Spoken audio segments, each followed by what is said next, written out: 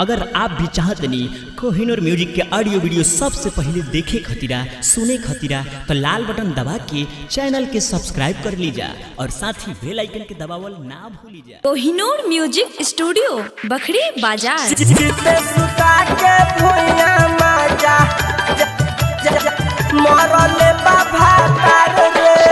DJ Shiv Narayan